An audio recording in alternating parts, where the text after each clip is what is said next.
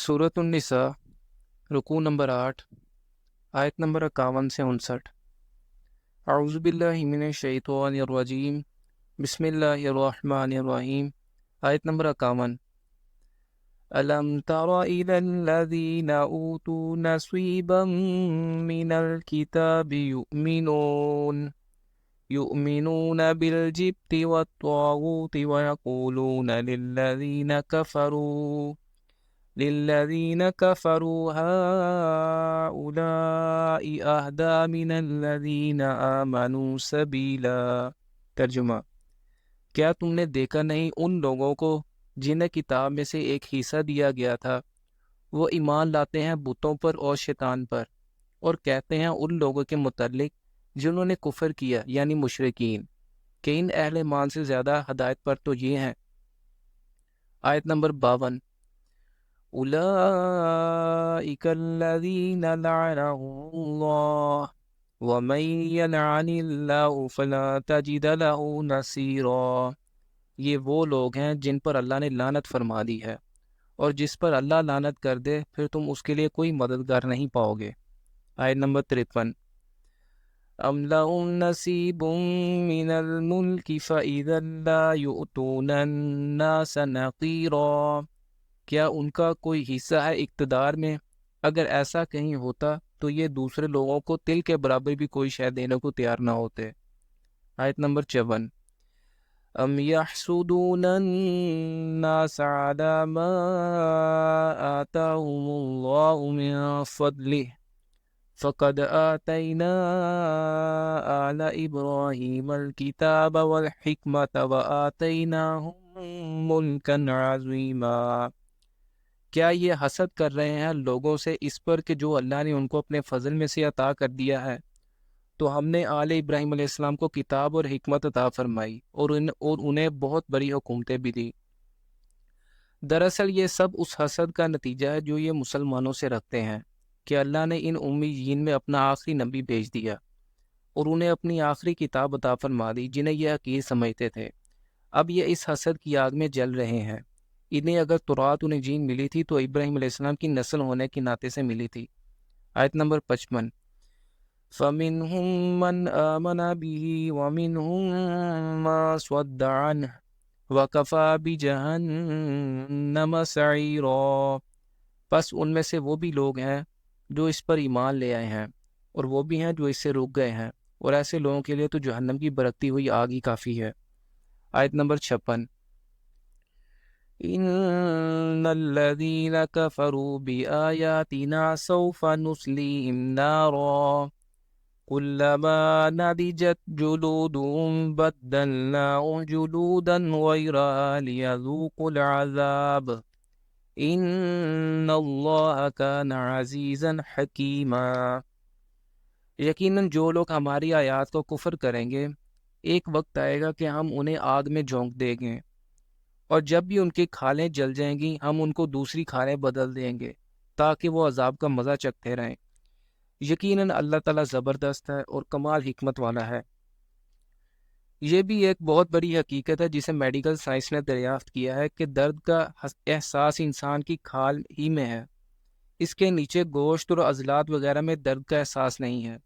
کسی کو چٹکی کاٹی جائے، کانٹا چبھے، چوٹ لگے یا کوئی حصہ جل جائے تو تکلیف اور درد کا سارا احساس جلد ہی میں ہوتا ہے۔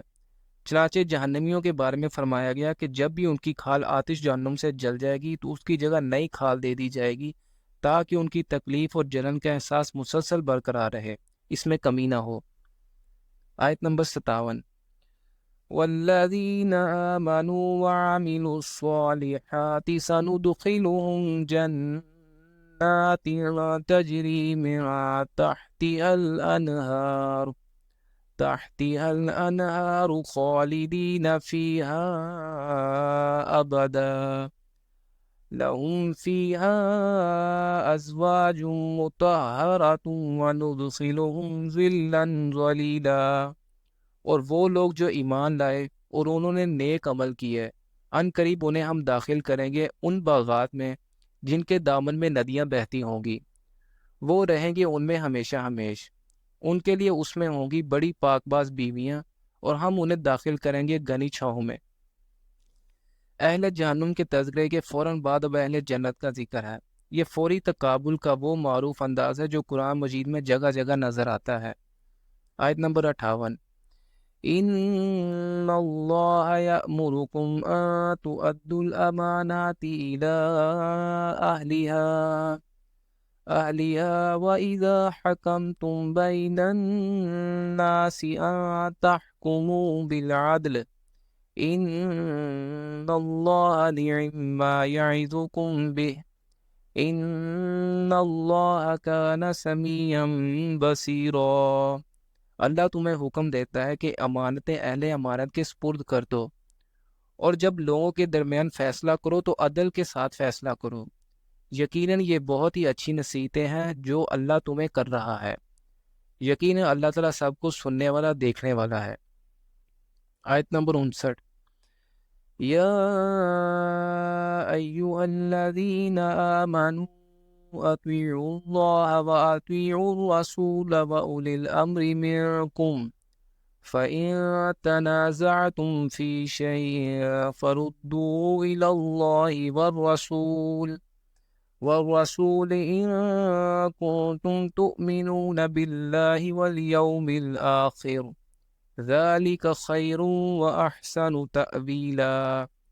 اے اہل ایمان، اطاعت کرو اللہ کی اور اطاعت کرو رسول کی، اور اپنے میں سے اولو الامر کی بھی اطاعت کرو۔ پھر اگر تمہارے درمیان کسی معاملے میں اختلاف رائے ہو جائے تو اسے لوٹا دو اللہ اور رسول کی طرف، اگر تم واقعتاً اللہ پر اور یوم آخرت پر ایمان رکھتے ہو۔ یہی طریقہ بہتر ہے اور نتائج کے اعتبار سے بھی بہت مفید ہے۔ یعنی کوئی قانون اللہ اور اس کے رسول صلی اللہ علیہ وسلم کی منشا کے خلاف نہیں بنایا جا سکتا۔